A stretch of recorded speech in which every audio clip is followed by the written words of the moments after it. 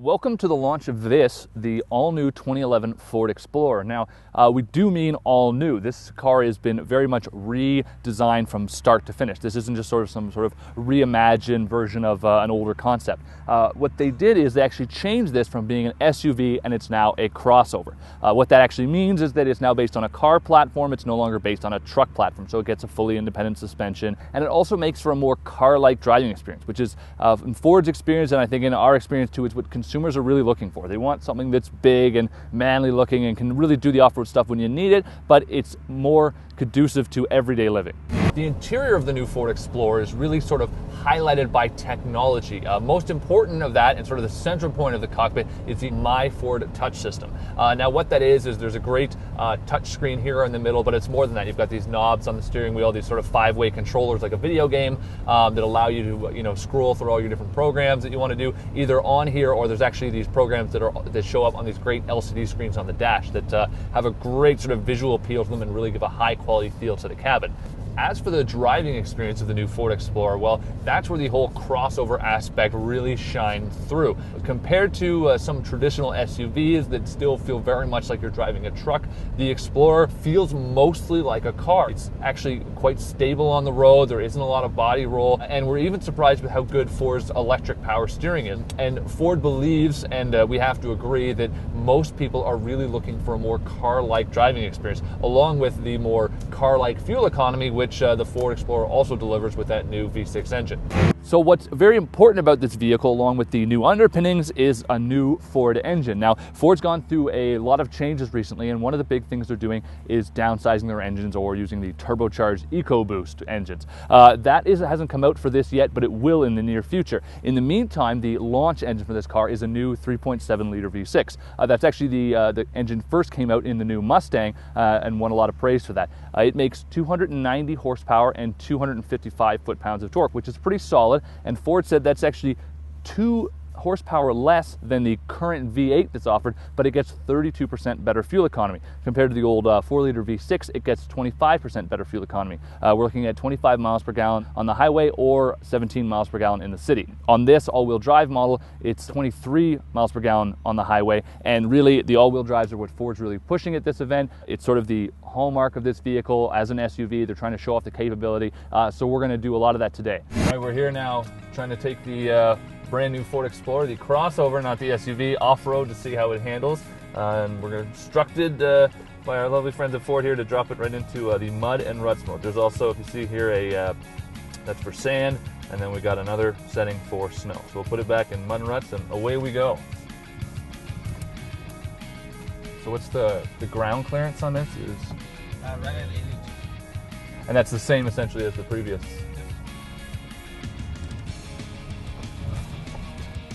So this is pretty impressive if you look at the size of the bumps we're going over and the ground clearance, and we're not even, I mean, we're going pretty slowly, and you could go a little quicker with a bit more experience, but we're not even getting close to touching a scrape in the front bumper at all. Wowee.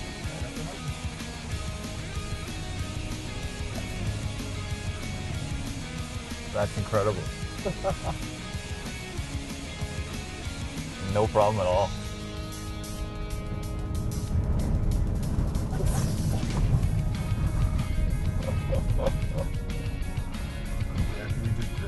Now we're good and dirty. So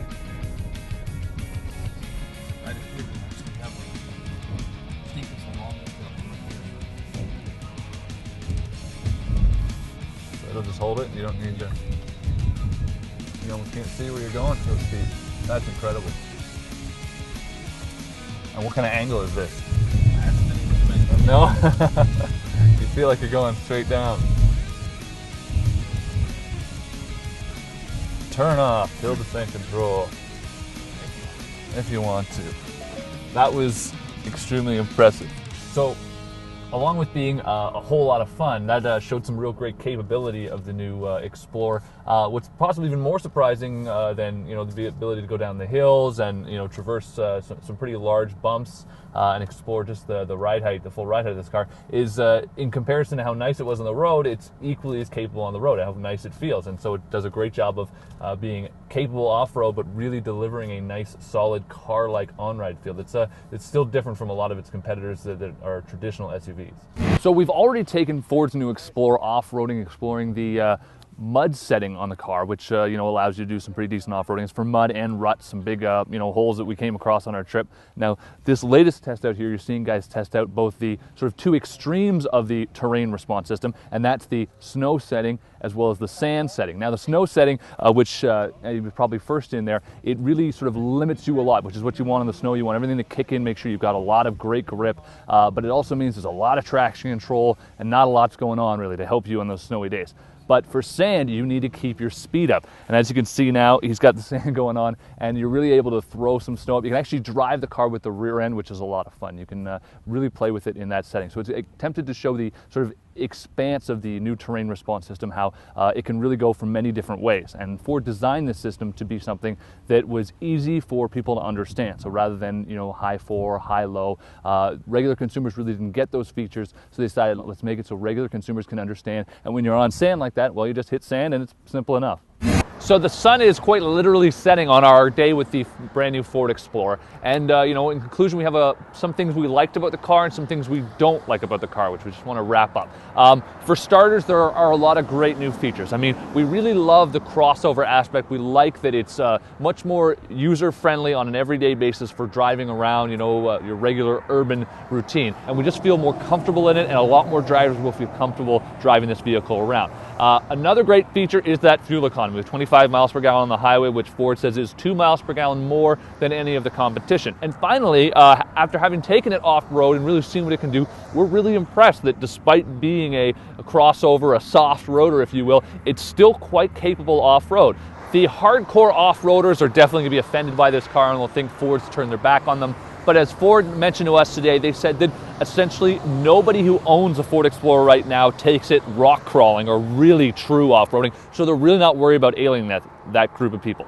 Another issue we do have with the car is the tow rating. Now, it's set at 5,000 pounds, which is actually pretty good, but that's like a solid 2,000 pounds less than comparable models like the Dodge Durango or the new Jeep Grand Cherokee. Again, Ford says they did their research and consumers don't actually care about that. At least they don't use it. They said that the amount of current Ford Explorer owners who tow more than 5,000 pounds is 0.04%. So basically, it just doesn't matter. So Ford has crunched their numbers and they've done their homework and they've built the brand new Ford Explorer. It's a crossover, not an SUV. And that means that it coincides with what Ford believes people are looking for in a vehicle and what actually we at AutoGuide think people are looking for in a vehicle. And that's, improved fuel economy and the better drive quality of a vehicle like a crossover. It's more like a car. At the same time, Ford has built this to be a just-in-case vehicle. That means it can go off-road just in case you need to. It's got 7 seats just in case you need them. So that being said, Ford looks to sort of rejuvenate the Explorer name and the brand, bring it back to what it once was, and we'll probably be looking at seeing a lot more Explorers on the road in the near future.